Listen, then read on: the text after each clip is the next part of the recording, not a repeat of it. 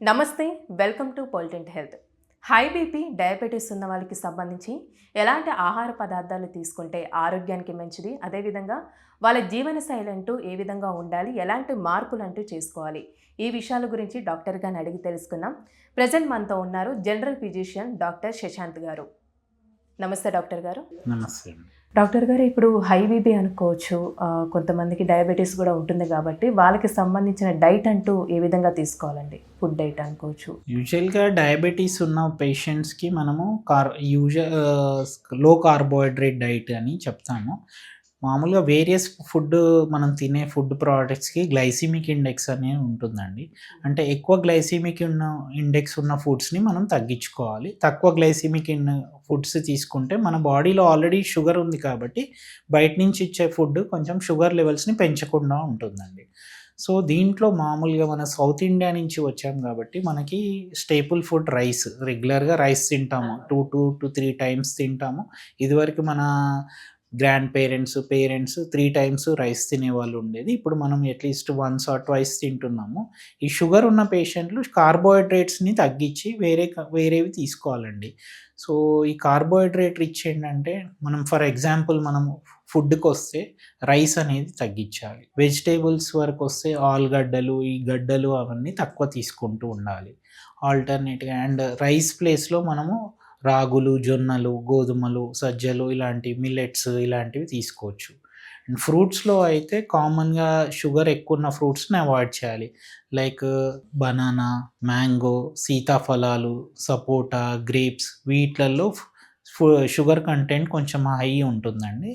వాళ్ళు instead sugar ఉన్న patients దానిమ్మలు, Apple, papaya, mosambi and జామకాయ ఇలాంటి ఫ్రూట్స్ తీసుకుంటే షుగర్ కంటెంట్ లో ఉంటుంది కాబట్టి ఈ షుగర్ స్పైక్స్ అనేవి కంట్రోల్ చేసుకోవచ్చు. అండ్ రైస్ని అవాయిడ్ చేసి రాగులు, జొన్నలు ఇలాంటివి either in the form of roti కానీ, చపాతీ కానీ, లేదంటే పుల్కాస్ కానీ, లేదంటే రాగి దోశ కానీ ఇలాంటివి చేసుకొని తినొచ్చు. బీపీ ఉన్న పేషెంట్స్లో యూజువల్గా మనం తినేది 4 to 6 grams of salt per day తీసుకోవాలి. అంటే పర్మిసిబుల్ అంటే 1 to 1.5 బిగ్ స్పూన్స్ తీసుకోవచ్చు. ఈవెన్ హై బీపీ ఉన్న పేషెంట్స్లో ఏంటంటే సాల్ట్ కన్సంప్షన్ అనేది తగ్గించాలి. అంటే less than half tea spoon. మనం చిన్న టీ పౌడర్లో వేసుకునే స్పూన్ ఉంటుంది కదా, చిన్న స్పూన్లో హాఫ్ టీ స్పూన్ వేసుకోవాలి త్రూ అవుట్ ద డే. అంటే వాళ్ళు బ్రేక్ఫాస్ట్, లంచ్, డిన్నర్ దాంట్లో కర్రీ, సాంబార్ అన్నీ కలిపి కూడా వాళ్ళు less than half tea spoon of salt తీసుకోవాలి. అంటే less then 2 grams of salt per day తీసుకోవాలి ఫర్ 24 hours. దాంతోపాటు ఇంకా routine life style like exercise కానీ, నిద్ర కానీ, స్మోకింగ్, ఆల్కహాల్ ఉన్న వాళ్ళు స్ట్రిక్ట్గా స్టాప్ చేయాలి.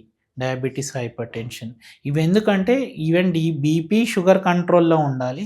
దానివల్ల వచ్చే కార్డియాక్ ప్రాబ్లమ్స్, కిడ్నీ మీద పడే ఒత్తిడి ఇవన్నీ తగ్గించాలి అంటే స్ట్రిక్ట్గా షుగర్, బీపీ కంట్రోల్లో ఉండాలి. అండ్ ఈ అడిక్షన్స్ ఆపేయాలి.